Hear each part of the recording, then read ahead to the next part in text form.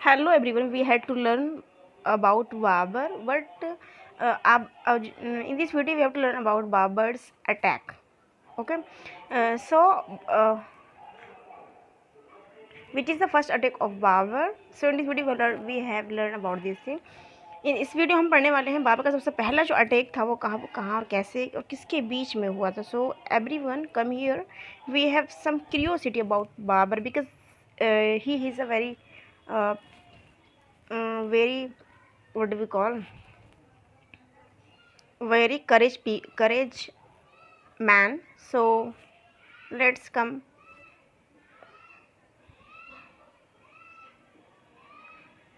Yeah, come everyone, pay attention here. Babar का जो पहला जो अटैक हुआ था इंडिया पर, क्योंकि हम लोगों ने पढ़ा था कि मिडल ईस्ट में जो है बाबर ने आना चाहा था कि जब उन्होंने कांधार, काबुल और समरकंद जीत लिए थे. ठीक है, बाबर का भारत के विरुद्ध किया गया प्रथम जो अभियान जो था वो हुआ था 1518 से 1519 में. मेरा क्वेश्चन आपसे ये है कि बाबर का जो टाइम पीरियड है वो किस साल से स्टार्ट है ठीक है, तो कब से स्टार्ट है बच्चे? 1526, 26 से 30. अब यहाँ पे आ गया 1518, 1518 आ गया, तो यहाँ थोड़ा कन्फ्यूज़न क्रिएट होने वाला है. लेकिन कन्फ्यूज़न आपको नहीं रखना है, क्योंकि यहाँ पर हम बात कर रहे हैं अभियान के बारे में. ठीक है ना, उसके बाद में जब राज बन जाता है तब से उनका टाइम पीरियड काउंट होता है हिस्ट्री में. लेकिन उन्होंने उससे पहले 1518 और 19 में क्या किया था, एक अभियान चलाया था. 1518-19 में यूसुफजई जाति के विरुद्ध उन्होंने जो है यह चलाया था. आपने पढ़ा होगा Malala Yousafzai. Who is the Malala Yousafzai? Is a, कौन सा वर्ड मिला था मुझे ध्यान नहीं आ रहा है. उनको एक वर्ड मिला था अभी तालिबान के लोगों ने उनको अटैक किया था because she is a educator. Okay, she is a female educator, Malala Yousafzai. So Babar के ज़माने में, यानी कि 1819 के बीच है, जब जो है बाबर ने यूसुफजई जाति जो थी उनके बीच में क्या किया था, इन दोनों के बीच में कन्फ्लिक्ट हो गया था. ठीक है ना. इस अभियान में भारत ने बाजौर और भेरा, जिसको कहीं पर भेरा और भीरा भी कहा जाता है, को अपने अधिकार में किया. दोबारा से पढ़ेंगे क्या लिखा. बाबर का भारत के विरुद्ध किया गया जो प्रथम अभियान था 1518 से 19 में था, और ये जो है किसके लिए अगेंस्ट था, तो यूसुफजई जाति के विरुद्ध था. इस अभियान में बाबर ने बाजौर और भेरा को अपने अधिकार में, ये जो ना एरियाज़ हैं, भेरा, भीरा और बाजौर, ये जो है एरियाज़ हैं, इन्होंने 1518 से 19 में अपने अंडर में ले लिया. इसलिए बाबर ने सेकंड में लिखा हुआ है, बाबर ने एक लिखा था बाबरनामा. पूछा जाता है किस लैंग्वेज में, तो ये किस लैंग्वेज में था? तुर्की लैंग्वेज में था मेरे ख्याल से. ये एक अपनी आत्मकथा लिखी उन्होंने, अपनी बायोऑटोग्राफी लिखी है. इस किले के बाजौर जो कि एक किला था 1518-19 में उन्होंने जो कि यूसुफजई जाति जो थी उनके विरुद्ध जीता था. तो को जीतने के बाद में उन्होंने बारूद और तोपों का प्रयोग किया था. जब उन्होंने, ये क्वेश्चन आता है कि ऐसा कौन सा शासक था जिसने सबसे पहले तोप और बारूद का आविष्कार था, तो वो थे बाबर. ठीक है, तो सबसे पहले तोपों का आविष्कार किसने किया था और किस किले में किया था? तो बाबर ने किया था. कहाँ किया था? बाजौर में. बाजौर जो किला था उसको जीतने के लिए किया था. आगे देखिए 1518 की बात होगी. 19 में देखिए क्या लिखा हुआ है. 1519 में बाबर ने खैबर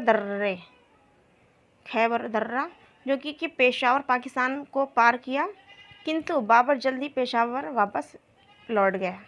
खैबर दर्रा पार किया, पेशावर आए, फिर दोबारा से 1519 में पेशावर वापस लौट गए.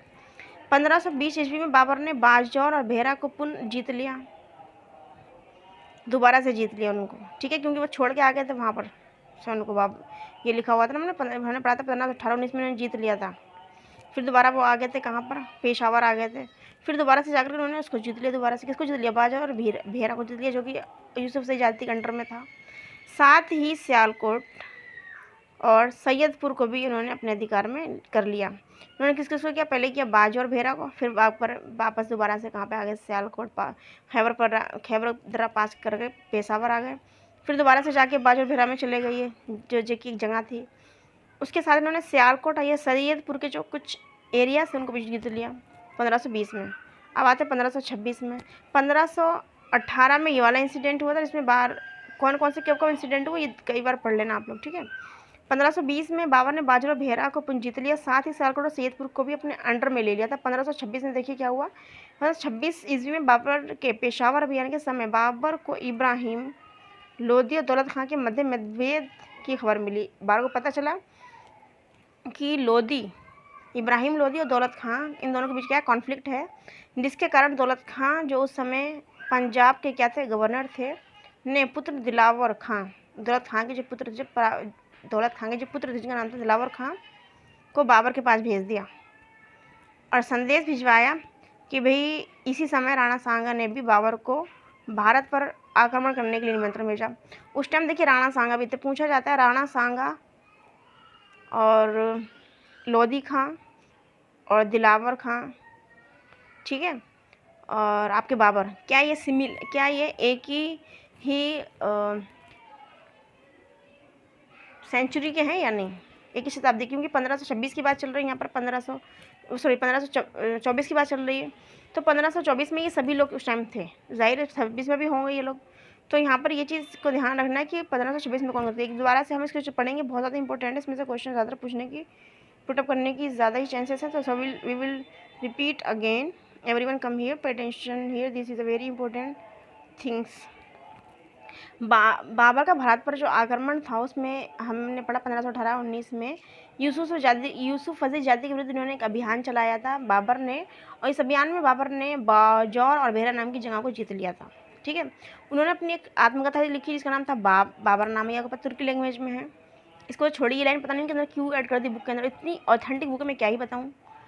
इस किले, कौन से किले, बाजौर और बेहरा का जो किला जो था, बाजौर और बेहरा का किला जीतने के बाद ही इन्होंने जीतने के बाद नहीं, बल्कि बाजौर का जो किला जीता था वो बारूद और तोपों के ही बेसिस पे जीता। किसने जीता, बाबर ने जीता।